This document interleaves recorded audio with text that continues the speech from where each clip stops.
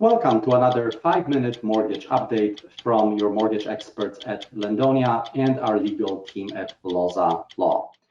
Today, I want to look at different factors that are shaping the lending industry as well as the real estate market, specifically real estate prices.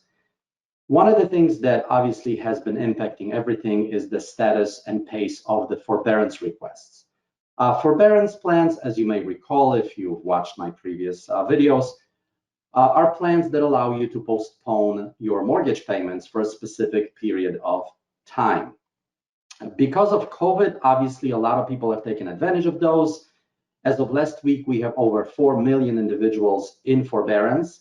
So from a perspective of a bank that's issuing mortgages, that's a scary prospect. If you were lending money and you were told that you may not be getting paid for a foreseeable future, and it's hard to assess if and when you're going to start getting these payments, obviously you would tighten your guidelines, as certainly was the case in the early days of the COVID crisis.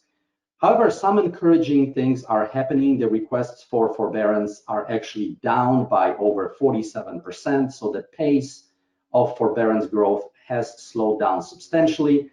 What's even more encouraging is the fact that some clients that went into forbearance are calling lenders and saying, hey, I dug myself out of the hole. I want to resume paying for my mortgage. So that certainly is a great news. Another encouraging sign that surfaced recently is that government entities that are responsible for laying down the guidelines for servicing of mortgages have realized that they needed to clear up what's going to happen to those clients once those forbearance plans are done. After all, 20% of our gross domestic product is made up of housing. So to have a big chunk of that sitting in an uncertain situation of what's going to happen when these forbearance plans are going to come to an end is not a very good situation, certainly not an acceptable risk to anyone. So these agencies have finally cleared up that these individuals will not have to make up those payments all at once. There will be payment plans, but more importantly, in most cases, those accrued amounts will be able to be pushed back to the end of the mortgage term. Also, what was clarified, and that is huge for the real estate market, is that these individuals that have taken advantage of the forbearance plans will still be able to buy and refinance homes after the forbearance is over, as long as they make 3 consecutive mortgage payments. Now, that is important because if that wasn't announced, then anybody that has taken advantage of forbearance, well, if they wanted to buy a house in the future, that would be questionable. This way, they can re-enter the pool of potential buyers after forbearance, as long as they've made the 3 payments, no problem.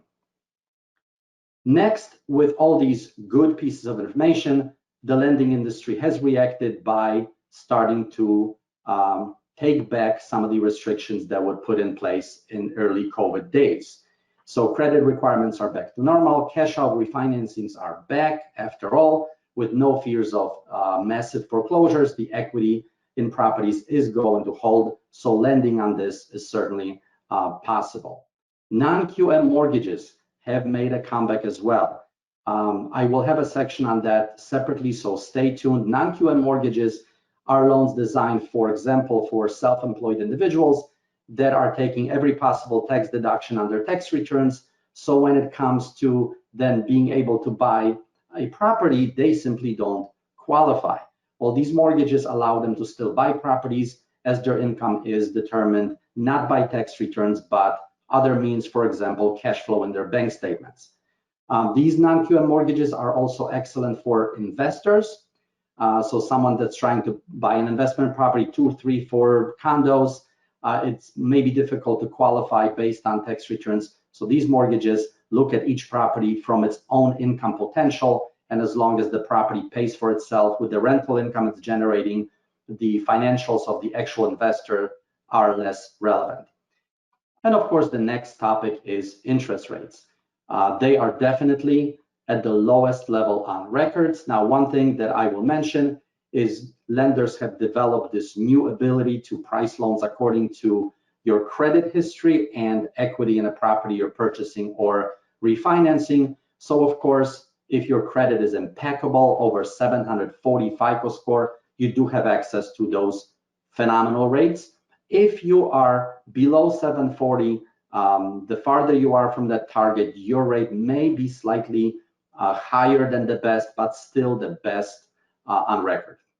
So having said that, what are buyers thinking of all these new loosened restrictions? Well, they are entering the market in droves. Rental costs are high. They will remain high. I may have a separate section on this as to why. But right now, a lot of folks that are renting, especially the millennials, the young, aggressive, energetic, educated people, are realizing that with the supply of money being so cheap, they can certainly buy their own place instead of paying often a higher amount to the landlord. So they're out there looking for homes very, very aggressively. Investors, as I mentioned, with non-QM mortgages coming back in the market, investors are out there looking for properties. They realize rents will continue to be high, so having a few investment properties that will pay for themselves is certainly a great opportunity not to be missed. And that moves us into seller's mindset. Well, as you may expect with the events of recent months and days, there is a certain amount of fear.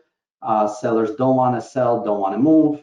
On top of it, with the restrictions for new construction, the builders have slowed down, so there are fewer homes being built, which again, a few months down the road will put us in a crunch that will add to the fewer existing homes offered for sale, and that will create a supply-demand imbalance. So all of that is pointing to the fact that real estate prices will not only hold, but they will actually be increasing.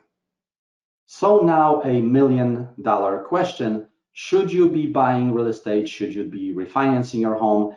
The answer is absolutely yes. Money supply has never been less expensive. The savings you may generate, for example, by paying off credit cards and car loans and what have you, are substantial. You need to think long-term. Real estate values are holding, will hold. All the indications are that the supply of buyers is pretty strong. And of course, investment potential, having these rental properties paying for themselves, generating revenue for you is great. The economy will be recovering as it does post-COVID. The inflationary pressures will be back at it. So the chances are you may owe this money at today's interest rates, which will end up being costing you less than the inflation. Now, this of course was just a short overview. If you do have specific questions, please email me, provide your contact information. I will call you back. We can discuss your situation in great detail.